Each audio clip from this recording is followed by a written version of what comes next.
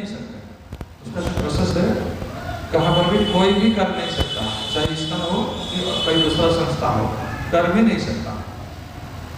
तो इसलिए जो जगन्नाथ प्रेमी है वो लोग समझना चाहिए, वृथा द्वंद्व नहीं करना चाहिए। जो उसका भला कर रहे हैं उनको केवल जीवों को, मनुष्य को लाना है इधर और वही शिक्षा देना है कि रथ यात्रा क्या महिमा। इसके लिए हम रथ यात्रा, अब हम जहाँ भी रथ यात्रा करते हैं वहाँ पर भी श्री क्षेत्र का महिमा, श्री धाम का महिमा, जगन्नाथपुरी का महिमा और जगन्नाथपुरी में रथ यात्रा का महिमा बारे ही बताते हैं, वहाँ का रथ यात्रा के बारे में नहीं बताते। कि लंदन में हो रहा है कि अमेरिका में हो रहा है तो अमेरिका में रथ यात्रा का क्या महिमा नहीं बता रहा है, श्री क्षेत्रपुरी में रथ यात्रा का क्या महिमा है वो भी बताते हैं। तो इसमें जगन्नाथ प्रेमी खुश होना चाहिए, इसको को और भी एनकरेज करना चाहिए, भाई ठीक है आप रथ यात्रा करो, पतित जीव को खींच करके लाओ जगन्नाथपुरी में, आप जगन्नाथ का अशेष कृपा प्राप्त करके जगन्नाथ के दर्शन करते हुए भटकता हुआ जीव भगवत धाम फिर जाए, आपस चले जाए, है ना। इसलिए दर्द से मुक्त होना चाहिए। और वास्तविक जब जगन्नाथ जी संस्कृति के अंदर, जगन्नाथ संस्कृति एक महान संस्कृति है क्या है वो संस्कृति? सभी धर्म में, सभी भगवान में उनका एक विधि विधान है, निर्दिष्ट विधि विधान है। जो राम भक्त है राम की भक्ति करते हैं, जो अलग लोग राम की भक्ति नहीं करते हैं, है ना। जो कृष्ण भक्त है कृष्ण की भक्ति करते हैं, वो जो दूसरा वाला है कृष्ण भक्ति नहीं करते। पर जगन्नाथ संस्कृति का यही मतलब है, सर्वधर्म, सभी जाति, सभी गोष्ठी, सभी जीव जगन्नाथ को भक्ति करते हैं और जगन्नाथ को प्राप्त करके भगवत धाम फिर आपस चलते हैं। ये है जगन्नाथ संस्कृति।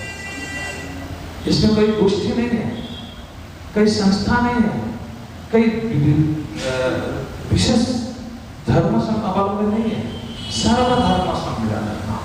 हिंदू, मुस्लिम, क्रिश्चियन, जैन, बौद्ध सभी लोग भाई जगन्नाथ को भक्ति कर सकते हैं, जगन्नाथ को पा सकते हैं।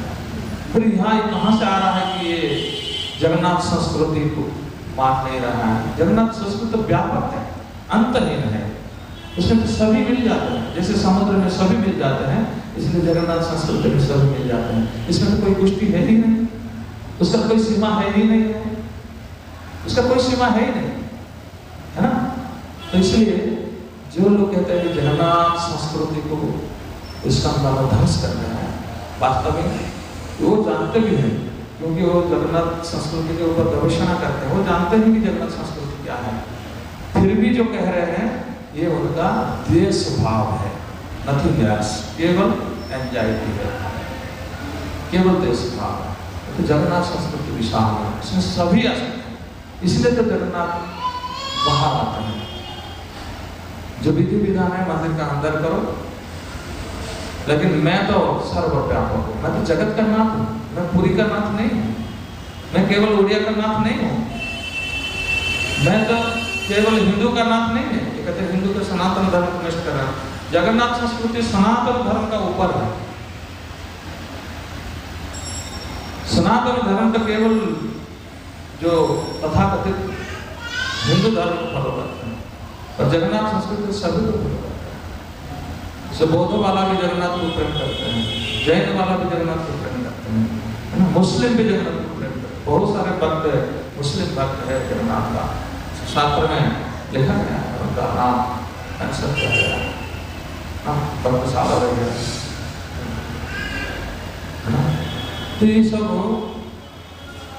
समझना चाहिए, फालतू द्वंद्व नहीं करते। द्वंद्व करते हुए तो भगवान का कृपा से वंचित हो रहे हैं, तो हम भी हो रहे हैं, दूसरों को भी कर रहे हैं। क्योंकि जगन्नाथ तो चाहते हैं सारे जीव आ जाए, सारे जीव। ये है जगन्नाथ संस्कृति, जाति धर्म वर्ण निर्विशेष जगन्नाथ सर्वमय है ना। तो ये जगन्नाथ संस्कृति, इसलिए हम जो भक्तों को ये समझना चाहिए और बाहर भी इसको प्रचार करना चाहिए। कितना सरल सहज से केवल रथ के ऊपर जगन्नाथ को दर्शन करते हुए हम भगवत धाम आपस जा सकते हैं, है ना। तो है क्या ये रथ यात्रा? मैंने पहले बताया ये रथ यात्रा केवल आषाढ़ शुक्ल पक्ष द्वितीया तिथि में नहीं है, इसका एक लंबा प्रोसेस है। इसका शुरुआत होता है अक्षय तृतीया से। ये रथ यात्रा का शुरू अक्षय तृतीया दिन शुरू हुआ और अंत होता है नेड़ाद्रि विजय। अक्षय तृतीया से जगन्नाथ जी का रथ निर्माण शुरू होता है और हर साल नया रथ होता है। नया जो लकड़ी है वो लकड़ी भी नया सब कहाँ होता है? इसमें वाला काम होता है नहीं ना, इसमें एक बार बना दिए जिंदगी भर रहता है कि नहीं? तो ये कर सकते कहीं नहीं कर सकते। कहाँ से लाएंगे इतना लकड़ी,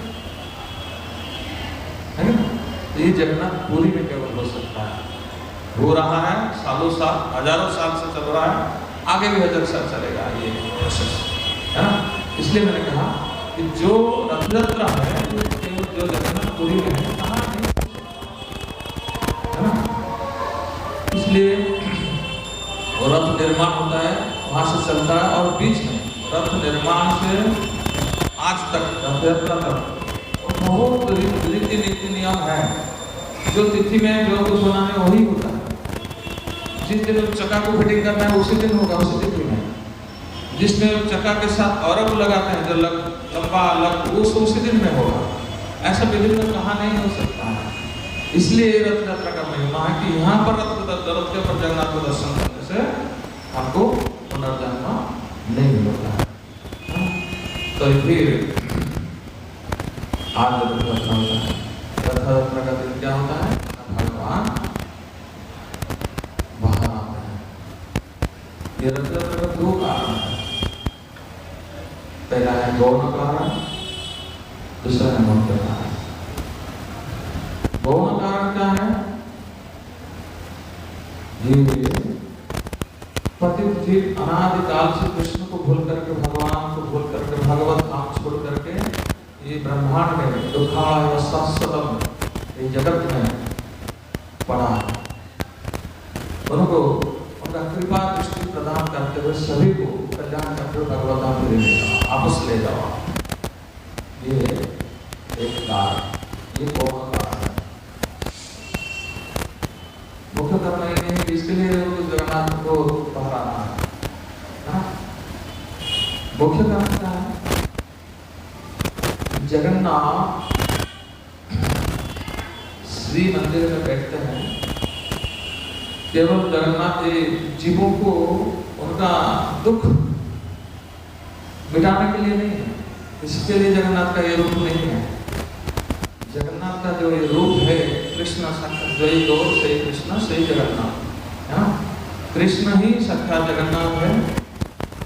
तो इस कृष्ण का ये जगन्नाथ जो रूप है, ये रूप केवल भक्तों की कृपा करने के लिए नहीं है। तो किसके लिए है? जगन्नाथ का रूप है राधा विरह विदुरावेश। चैतन्य महाप्रभु है कृष्ण विरह विदुरा, कृष्ण है ना, चैतन्य साक्षात कृष्ण है, पर कृष्ण विरह में कृष्ण वो है गौ, और राधा विरह में कृष्ण वो है जगन्नाथ।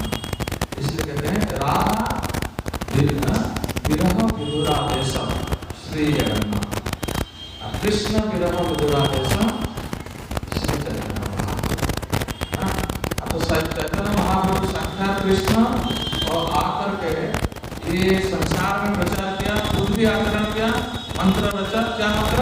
हरे कृष्णा कृष्णा कृष्णा हरे हरे, हरे राम राम राम हरे। ये मंत्र जप किया, कृष्ण होकर के कृष्ण मंत्र जपते हैं। ये वहां लोग समझ में नहीं आएगा। जो भक्त होगा, जो चैतन्य महाप्रभु को प्रदान कर अनुसरण करेगा, उसको ही समझ में आएगा कि क्या है।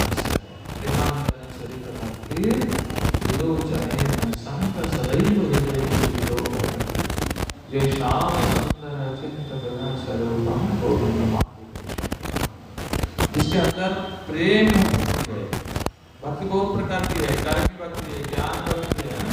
जिसके अंदर प्रेमांजन चरित भक्ति, प्रेम भक्ति जिसके अंदर है, यही समझ सकता है कि चैतन्य महाप्रभु साक्षात कृष्ण होते हैं, फिर कृष्ण कृष्ण होता है ना। ये कृष्ण विरह विदुरा चैतन्य महाप्रभु। और ये जगन्नाथ कौन? कहते हैं राधा क्या है वो राधा कृष्ण राधा रानी विरह में जो यंत्रणा अनुभव करते हैं, जो स्वरूप प्राप्त लेते हैं, वही है जगन्नाथ।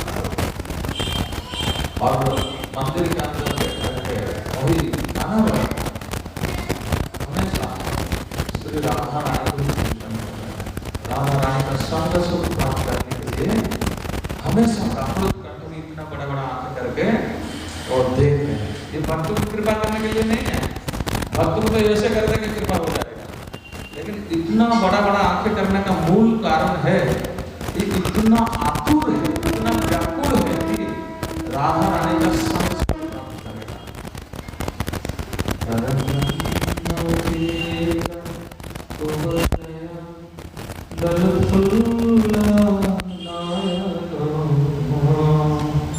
निवासी नीलाद्रुनीता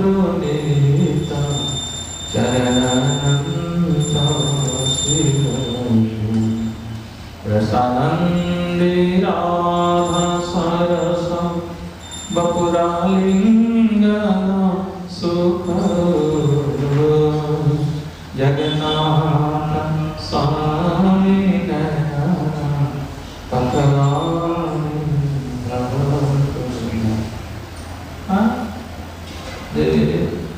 जी जगन्नाथ को अनंत से श्री बलराम शीश पर धारण कर रहे हैं।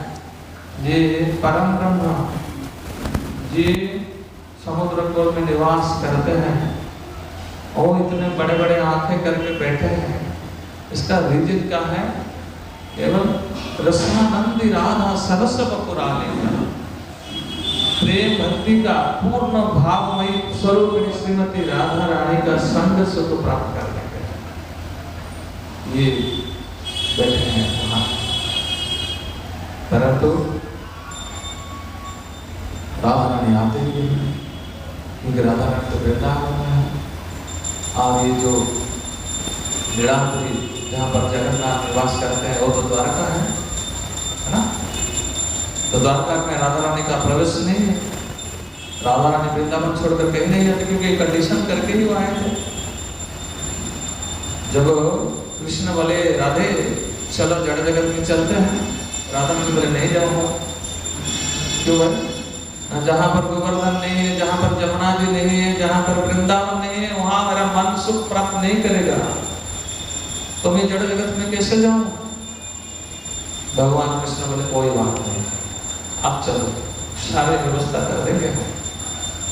तो कृष्ण ने साक्षात वृंदावन धाम गोलक वृंदावन से लेकर आए, जमुना जी को लेकर आए, गोवर्धन को लेकर आए।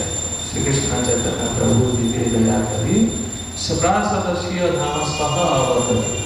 जो भगवान स्वयं आते हैं जगत में, अपना सब कुछ लेकर आते हैं,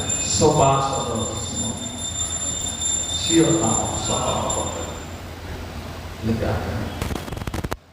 तो जब ये कंडीशन करके ही आए थे राधा रानी, ये केवल वृंदावन जमुना जी और गोवर्धन के अलावा मन कहाँ ही रमेगा नहीं, तो वृंदावन छोड़कर कैसे आएंगे ये द्वारका, है ना। तो आते नहीं, यहाँ जगन्नाथ हमेशा चिंतन ही करते हैं। तो लेकिन मिलन नहीं हो पा रहा है ना। तो अभी जो गुंडीचा मंदिर है वो है सुंदराचल वृंदावन। जो जगन्नाथ चतुर्चरितामृत में इसके वर्णन है। तो जगन्नाथ का मन में कब तीव्र वासना, तीव्र उन्माद, तीव्र प्रेम उत्पन्न हुआ राधा रानी से मिलने के लिए। द्वारका से चलते हैं कुरुक्षेत्र, क्योंकि कुरुक्षेत्र में एक बार राधा रानी आए थे कृष्ण से मिलने के लिए। तो इसलिए रथ यात्रा का वही भाग है। और कुरुक्षेत्र में मिला था, और जो वो लंबा हो जाएगा स्टोरी, आगे कभी सुनाया होगा, पहले मैंने सुनाया है।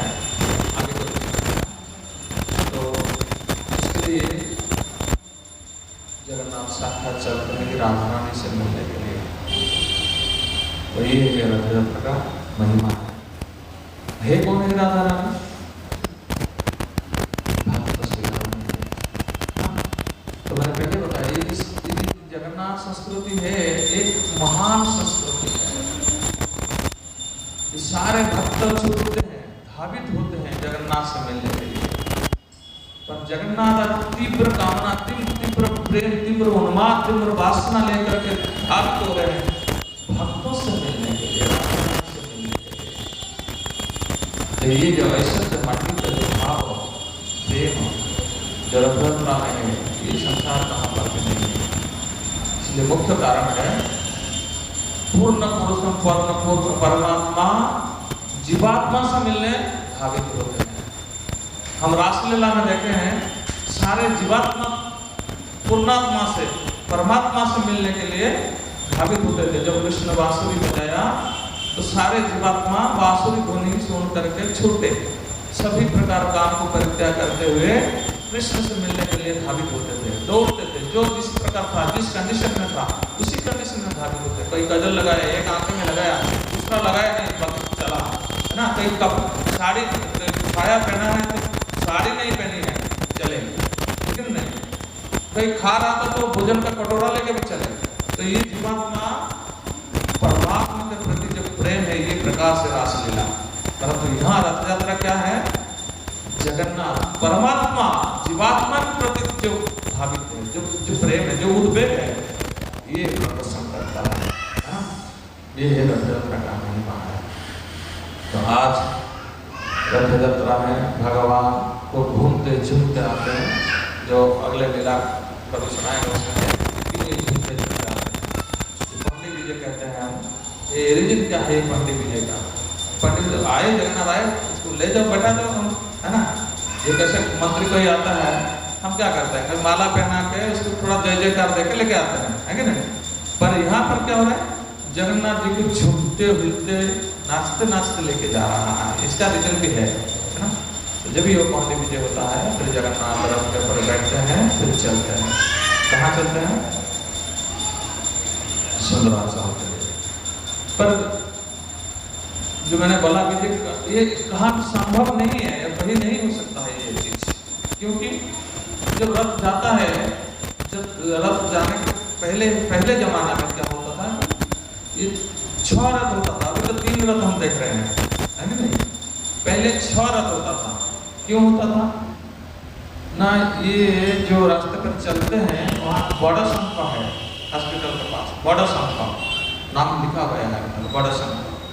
ये बड़ा संख्या में क्या होता था, एक नदी प्रवाहित होती थी और नदी का नाम है मालिनी नदी। भागीरथी नदी का एक शाखा नदी है, वो मालिनी नदी 18 नला से होकर के ये बड़ा संख्या होकर के जाके वो मिलती थी समुद्र में, बांकी मुहान में। जहाँ कहीं एक बार लक्ष्मी जी जगन्नाथ से छोड़ करके जाके बांकी मुहान में थे, उनका है मंदिर है अभी बांकी मुहान।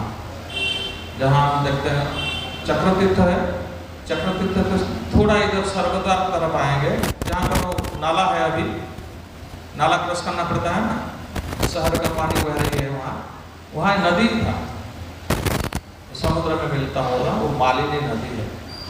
तो पहले 6 रथ होता था। 3 रथ इधर से श्री मंदिर से द्वारका से जाएगा, जाकर वो नदी के पास इस पास लगेगा, और उस पास 3 रथ है, वहां से लेकर के गुंडीचा मंदिर तक जाएगा। तो इसलिए वो जो जगह है उसको कहते हैं सरधा वाली, क्योंकि वो नदी है, बहुत रेत जो बाली था, रेत था, और वो साधारण रेत नहीं था, वो रेत अति पवित्र रेत था। क्योंकि वहाँ जगन्नाथ उतर कर फिर दूसरा रथ में चढ़ते थे, है ना। तो यहाँ वहाँ जाकर भक्त और रेत को लेकर सर्वांग शरीर में अभिषेक करते हैं, क्योंकि जगन्नाथ वहाँ पर उतरे थे, है ना। अभी तो रेत है ही नहीं, अभी तो मडान है, सारे जगह क्रम है।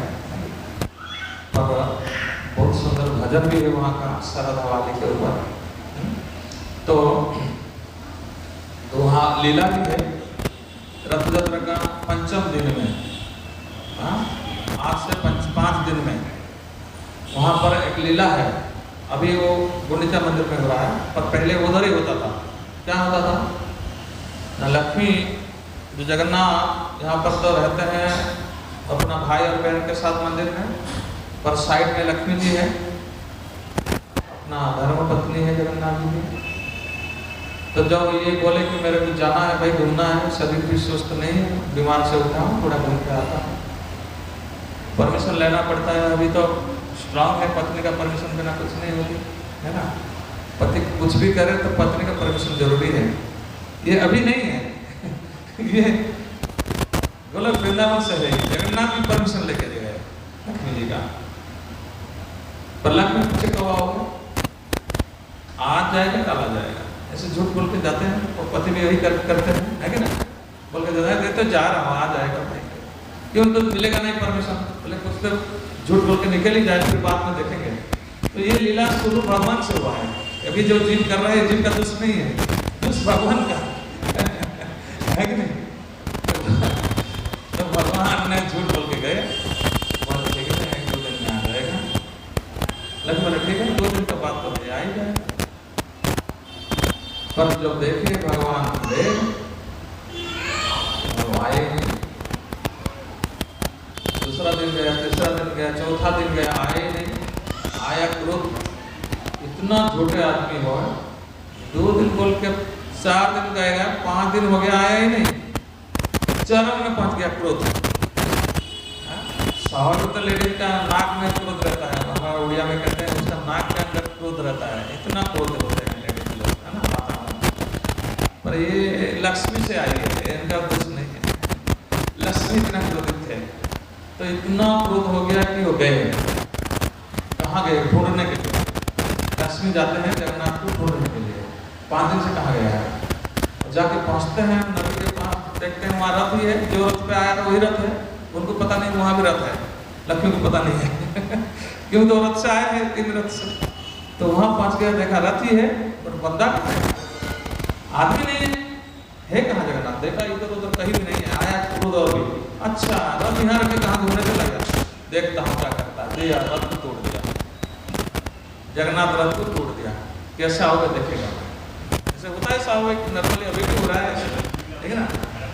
हाँ ये है। तो मैं बोला ना आज से 5वां दिन है, पंचमी तिथि को पंचमी का है। तो वहाँ पर लीला है, बड़ा शंख में ये लीला अभी गुंडीचा मंदिर में।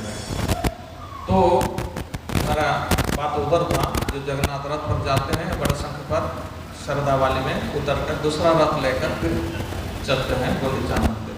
ये गुंडीचा मंदिर क्या है, गुंडीचा मंदिर जगन्नाथ जी का बात प्लेस है। तो बात वहाँ ही जगन्नाथ जो विग्रह देख रहे हैं, ये विग्रह वहाँ ही प्रकट हुआ था, यहाँ नहीं हुआ था, वो गुंडीचा मंदिर में ही हुआ था, है ना। तो जगन्नाथ साक्षात कृष्ण है, कृष्ण जहाँ जन्म लेते हैं वो कहाँ क्या है, वृंदावन है। तो इसलिए वो वृंदावन ही है, सुंदराचल व वृंदावन कहते हैं। वहाँ जगन्नाथ का जो समुद्र, जो चक्रतीर्थ है, चक्रतीर्थ पर समुद्र के पास वो बड़ा बड़ा नीम का लकड़ी लगा था, वहाँ से लेकर के वहाँ जगन्नाथ का मूर्ति बनाया गया था। विश्वकर्मा ने आकर के वहाँ ही बनाया था, इसलिए वो जगन्नाथ जी का बार्थ प्लेस है। तो कृष्ण वृंदावन को जाते हैं, अपना बार्थ प्लेस वृंदावन को जाते हैं, वहाँ राधा रानी से मिलते हैं। और जो बार्थ प्लेस को जाते हैं वहाँ पर क्या है, द्वारका में ऐश्वर्य भाव है ना, और वृंदावन में माधुर्य भाव है। तो जब यहाँ जगन्नाथ अभी भी जो आज जाएंगे, काल वहाँ पहुँचेंगे, आज तो नहीं पहुँचेंगे, काल पहुँचेंगे। काल पहुँचने के बाद वहाँ जो सेवा है वो सेवा गोपी भाव से सेवा होती है, माधुर्य भाव से गोपियाँ सेवा करेंगे। वहाँ जो पंडा लोग हैं वो हाथ में चूड़ी पहनेंगे और सिंदूर पहनेंगे, ऐसे पहन के सेवा करेंगे। यहाँ तो पंडा देख रहे हैं तो बड़ा हट कट में रहते हैं, नहीं वहाँ तो गोपी भाव में रहते हैं, है ना। तो यहाँ वैरायटी गोष्ठी का पंडा है, कृष्ण का गोष्ठी है, जगन्नाथ जी का गोष्ठी है, बलराम का गोष्ठी अलग है, सुभद्रा का गोष्ठी अलग है, लक्ष्मी का गोष्ठी अलग है। बहुत सारे पंडा है अलग अलग भाव में, क्योंकि वो अलग अलग भाव से उनका सेवा भी होती है। तो इसलिए वहां जाकर के जगन्नाथ 8 दिन सेवा लेते हैं मंदिर के अंदर, 9वां दिन फिर वापस आते हैं। वापस आने के बाद फिर रथ के ऊपर रहते हैं। तो जब वापस आते हैं तो वापस आने के समय राजा का जो इंद्रदम्न राजा का घर है वहां आके रुक जाते हैं जगन्नाथ। और जगन्नाथ को भी पता नहीं कि रथ तोड़ के चले गया लक्ष्मी, इतना क्रोधित है, उनको भी पता नहीं, वो तो मस्ती में गोपी के साथ है ना। फिर जब आप आते देखते रथ तोड़ा हुआ, फिर रथ बनाया जाता है, फिर वापस आते हैं। आते ही फिर जब राजा का घर के पास पहुंचते हैं, अभी भी वो लीला हो रहा है, जब आप रहोगे तो देखोगे वापस आने का। तो जब पहुंचते हैं, जो लक्ष्मी का दासी है वो जाके खबर देते हैं, आ गया तुम्हारा बंदा, तुम्हारा आदमी आ गए।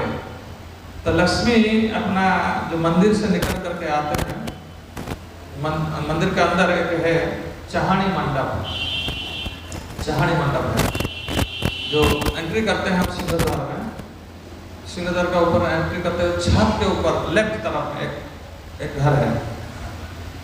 वहां आकर के लक्ष्मी देखती है, जो मेरा सखियां बोल रही है सच है कि झूठ है। तो वहां आकर के वो देखती है, हाँ रथ आ गया है, रथ के पास हो गया। फिर लक्ष्मी उसको कहते हैं चहानी मंडप, वहां से देखती है लक्ष्मी आ गए। फिर क्या है, साज सूझ कर होकर के फिर जाते हैं जगन्नाथ से मिलने के लिए। वहां तो क्रोध करके तोड़ के आ गए थे, पर है तो साधारण है, ये तो हमारे जैसा मॉडर्न माताओं नहीं है, साधारण है। जगन्नाथ का भक्त है ना। तो क्रोध शांत मिलने जाते हैं, उसको बोलते हैं लक्ष्मी नारायण मिलन।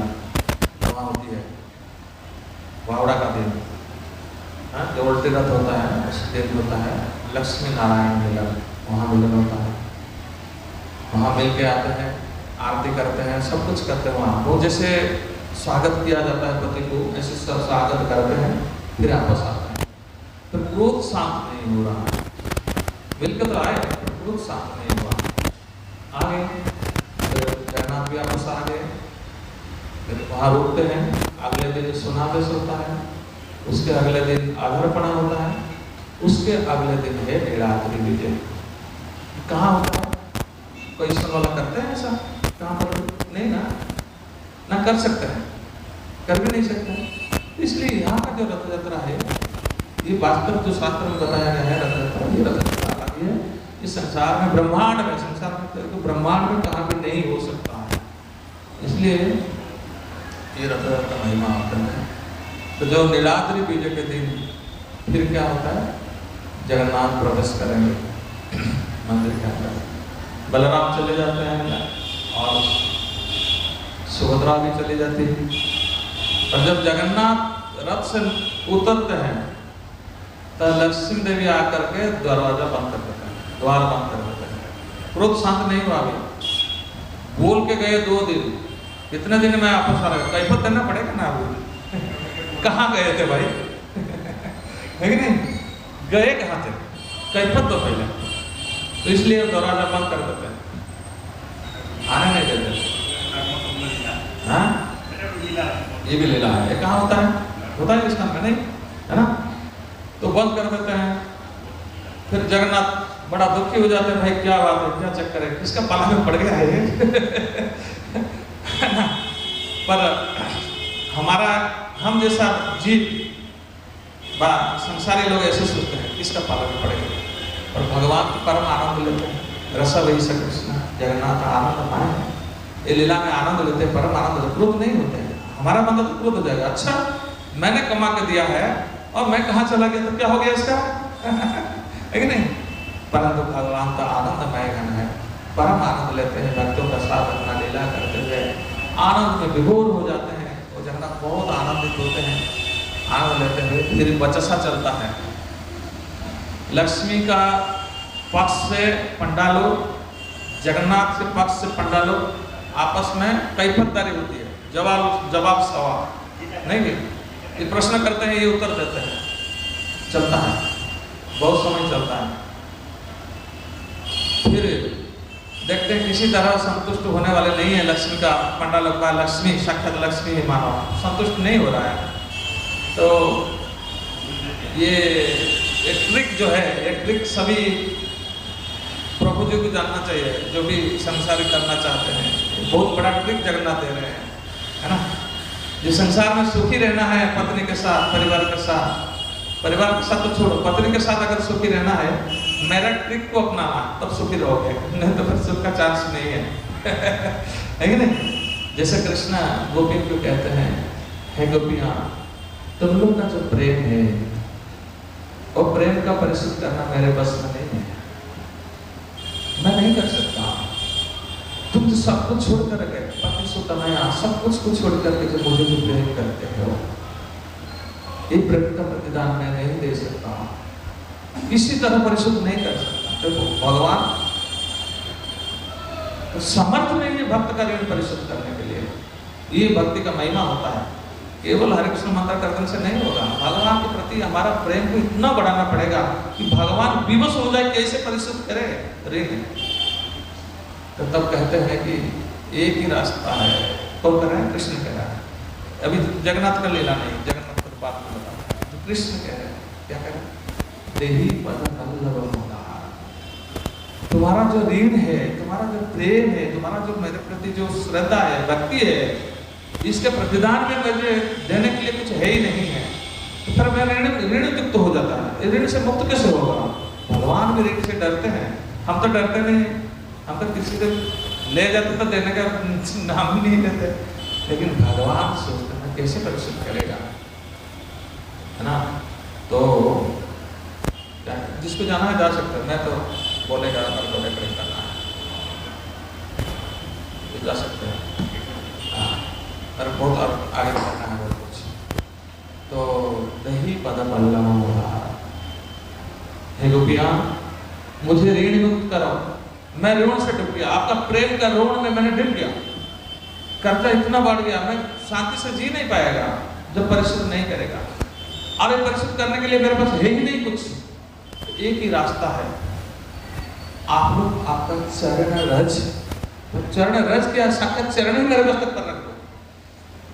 आप आपका चरण मेरे मस्तक पर रख दो तो मैं ही ऋण मुक्त हो सकता हूँ, शांति से जी सकता हूँ, सो सकता हूँ, खा सकता हूँ, बैठ सकता हूँ।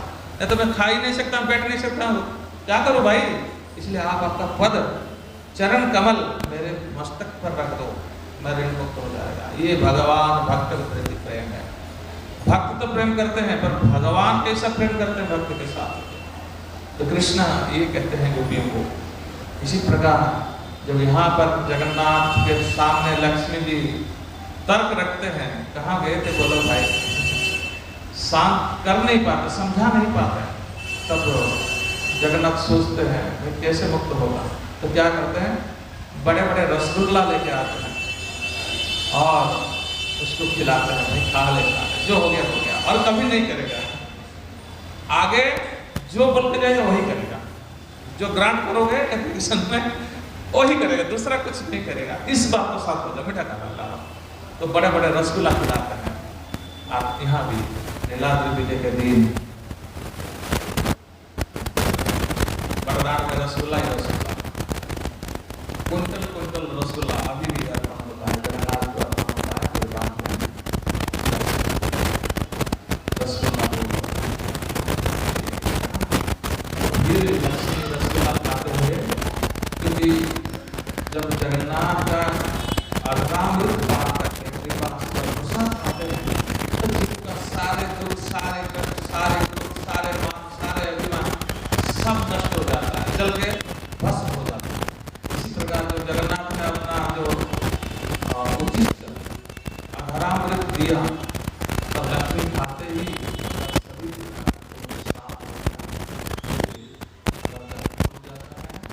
जगन्नाथ धीरे हिलते डोलते झूमते हुए अंदर जाते हैं। बहुत आकर्षण मनमुग्ध कर होता है जो नीलाद्रि अंदर वाला। बाहर तो हम देखे हैं, अंदर वाला नहीं देखा होगा कोई।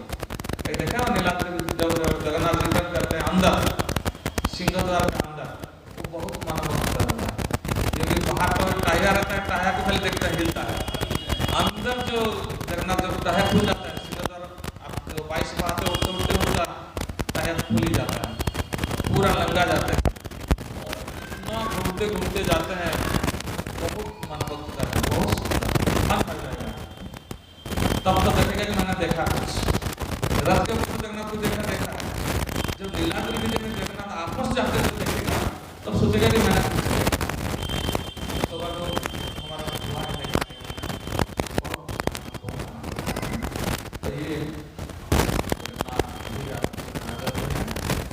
कहाँ तो था एग्रीमेंट करके आया, कभी नहीं जाएगा, फिर अगले साल वही हो जाता है, अगले साल फिर चले जाते हैं, यही लीला चलता रहता है। क्योंकि जगन्नाथ नित्य है, उनका लीला नित्य है, नित्य है, तो हमेशा नित्य लीला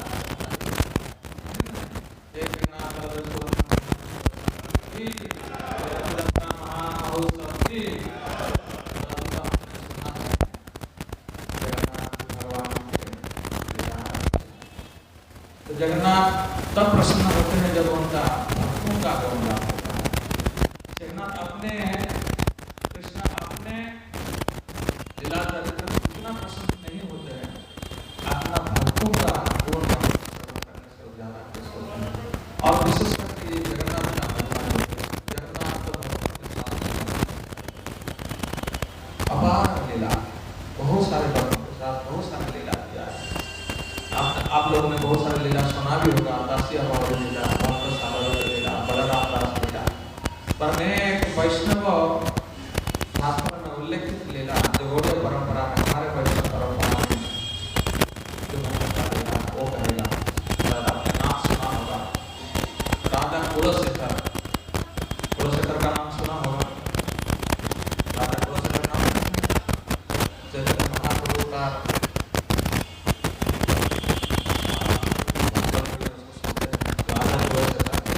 उड़ीसा का ही महान पुण्यवती धर्म परायण परम वैष्णव राजा थे।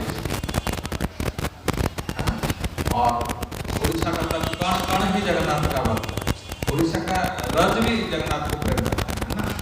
तो राजा तो बहुत है ना, राजा तो आपके सेवक होते थे राजा।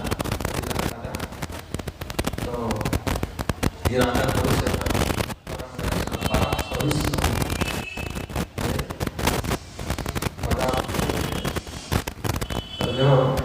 एक दिन जब अपना राज सभा में बैठे हैं तो उनका गुरु जी आए हैं, गुरु दरबार में आए। जैसे दरबार में आए हैं तो राजा सिंहासन का रूप करके उनको स्वागत किया, प्रणाम किया, आसन दिया।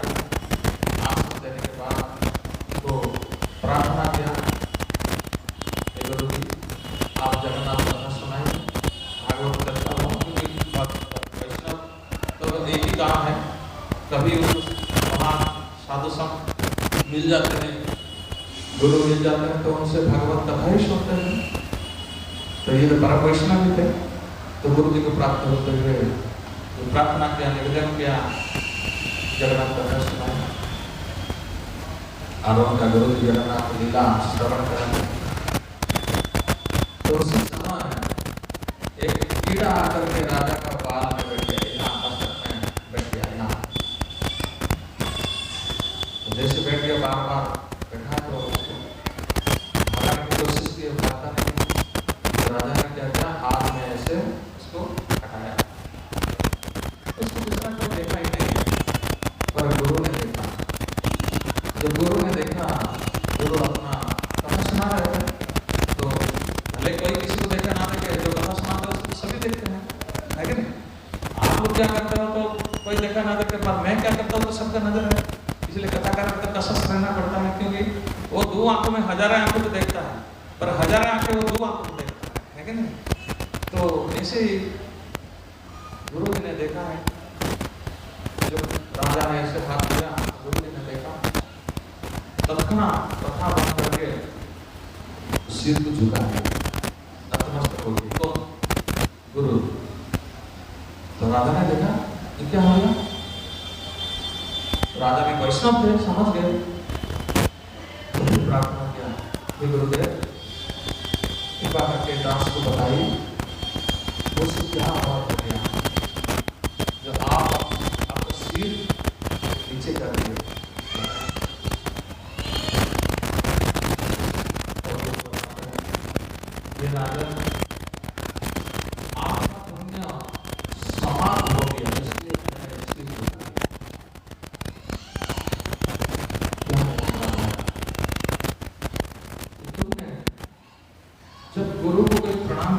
कोई साधु संत को प्रणाम करता है, प्रणाम करने से जो रज उनका सिर पर मस्तक पर लगता है, जितना रज लगता है, जितना रज समझ रहे हैं क्या है, धोला, जितना धोला मस्तक पर लगता है, इतना पुरुषों का पाप खत्म हो जाता है।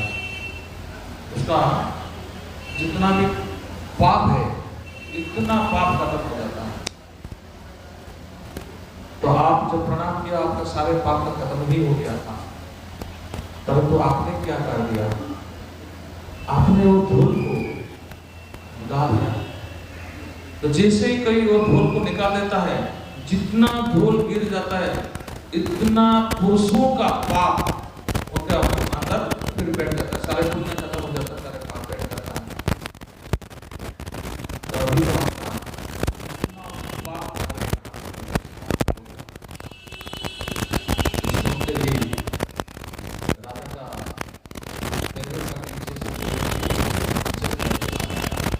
विभ्रत हो गया, परेशान हो गया, क्या हो गया मुझसे, क्या करें? तुरंत डिक्लेयर किया, तो राजा का दरबार में सारे विद्वान होते हैं, ढूंढो शास्त्र से इन अपराध से कैसे मुक्त हुआ जाए, कैसे मैं फिर मेरा पुण्य प्राप्त कर सकता है। पुण्य चलेगा, पुण्य खत्म हो जाता, वो कह के चले तुम्हारा ज्ञान में, सारे पंडितों ने शास्त्र खोल करके निकाला। गुरु रजों का अवहेलना करना, अनादर करना जो अपराध है, ये सब हमको करना चाहिए। अभी मैंने देखा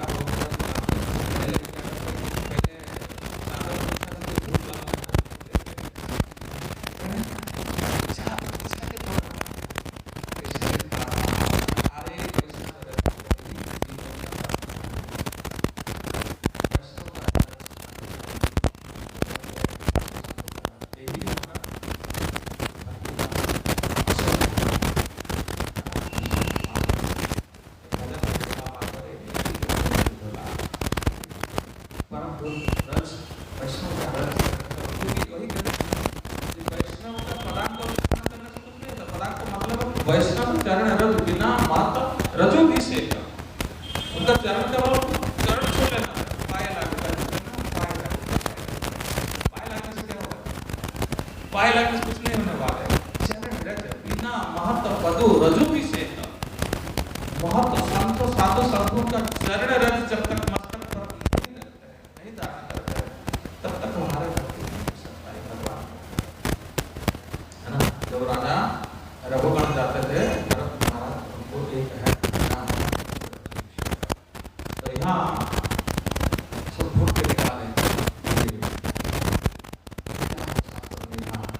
अगर वही चरण रज जो कि जीवों को, जीवात्मा को समस्त पुण्य प्रदान करते हुए भगवत धाम फिर वापस ले सकता है, यही चरण रज का जब अवमानना हो जाता है, जब उसका अनदेखा हो जाता है, तो क्या होता है?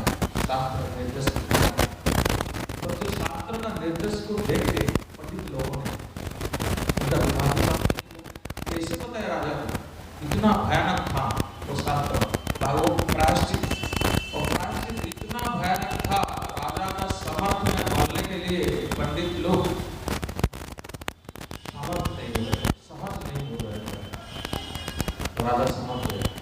राजा प्रतिज्ञा की, सूर्य भगवान सारे विद्वानों को मैं सामने रखते हुए प्रतिज्ञा करता हूँ, कितना कठोर भी होना क्यों, जो प्रायश्चित लिखा गया है शास्त्र में, वो प्रायश्चित मैं करूँगा। तो आप लोग बताइए, मेरे भाई अभय दिया, आप लोग बिना भाई के बताइए, तो मेरे पंडित लोगों ने बताया। शास्त्र में ये उल्लेख है कि अपना गुरु जी का साधु पत्र है चरण रज, सबसे कि गुरु का चरण रज को ये अवमानना करता है, तो उसके लिए निर्देश ये है, एक 12 फुट और 6 फुट लंबा, 12 फुट 6 फुट चौड़ा पीतल का बनाया जाएगा। क्या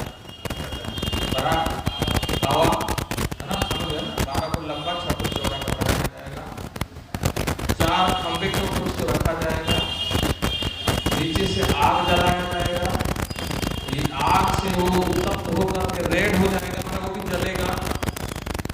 तो उसके ऊपर वो अपराधी जो भी गुरु चरण का अवमानना किया है 108 बार दंडवत प्रणाम करेगा, तो जाके उसको वो अपराध से मुक्त होता है। सोचते ही राजा खुशी मनाते लगेगा। हम होते तो मारा बोली कोई बात नहीं है, गुरु छोड़ो, दूसरा गुरु देख लेंगे, है कि नहीं? है देवता लोग ने किया ना, जब बृहस्पति चले गए तो विश्वकर को बना दिया, है कि नहीं? तो हम भी कहे ठीक है ये गुरु जाए तो दूसरा गुरु, कितने गुरु घूमते रहे तो पकड़ लेंगे किसी को। लेकिन राजा परम वैष्णव थे, समझ गए कि गुरु चरण का क्या महिमा है, उसी में नाचने लगे और निर्देश कर दिया सारे बंदोबस्त हो गया। सारे बंदोबस्त राजा भी आए, चढ़ने वाले हैं, सारे प्रजा रो रहे हैं, चित्कार कर रहे हैं, निवारण कर रहे हैं, तो हे राजा आप मत करो ऐसा, क्योंकि आप चले जाओगे तो हम संतानहीन हो जाएंगे, जैसे संतान अपना पिता हीन हो जाता है, हम भी ऐसे हो जाएंगे। तो राजा बोलते हैं देखो जन्म सत्य जो निश्चित है, जन्म लिया है मृत्यु निश्चित है, मरना ही, और जो लिखा गया है तो होता ही रहेगा, कोई जा नहीं सकता है। और सबके ऊपर तो भगवान जगन्नाथ है, जगन्नाथ जो चाहेंगे वही होगा। और आप सबका देखभाल तो जगन्नाथ ही करते, मैं तो केवल बात मात्र उनका आज्ञा को पालन करता हूँ। इसलिए आप लोग निश्चित रहिए, जो सही होगा, जो अच्छा होगा, जगन्नाथ वो ही करेंगे। हाँ? ये कहते हुए राजा श्री जगन्नाथ किया, उनका पालन किया, स्तुति किया।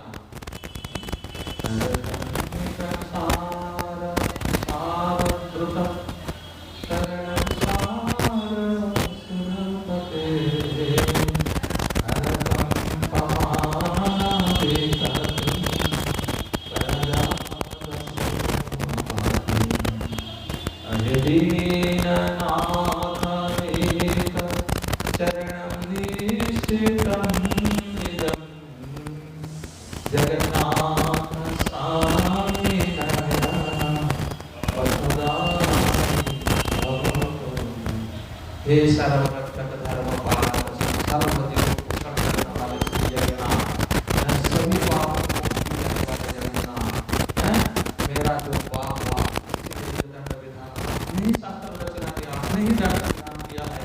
मैं पाप करने वाला हूँ, जो सही है आप वही करें, सभी प्रकार पाप करते हुए वो पाप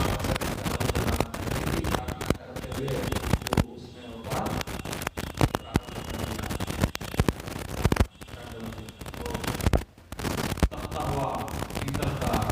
आग जैसा पूरा चमकता लाल लाल है, उसी के ऊपर शुरू कर दिया। और भावों का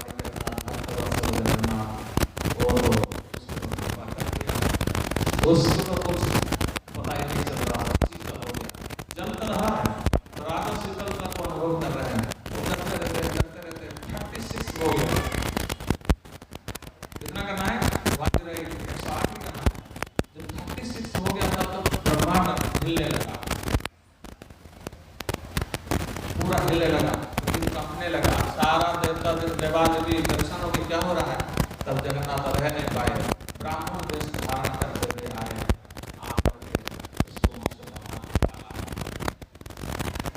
बाहर निकालते हुए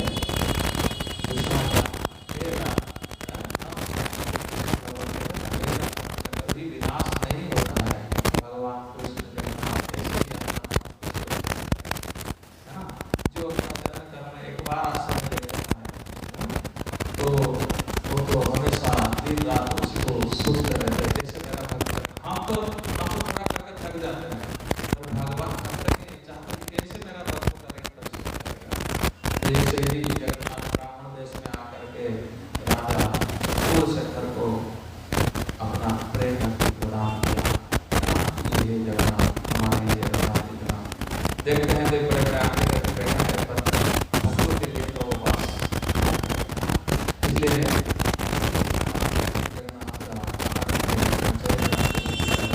एक बार जगन्नाथ प्रेम करे, उसका सारे तक का पाप हो जाएगा और अंत में जगन्नाथ धाम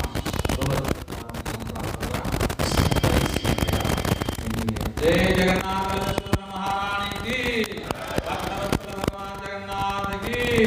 हरे कृष्णा कृष्णा कृष्णा हरे हरे, हरे राम राम राम हरे हरे। जय अनंत कोटि वैष्णव वृंद की, श्रील प्रभुपाद की, महामहोत्सव की। जय गौ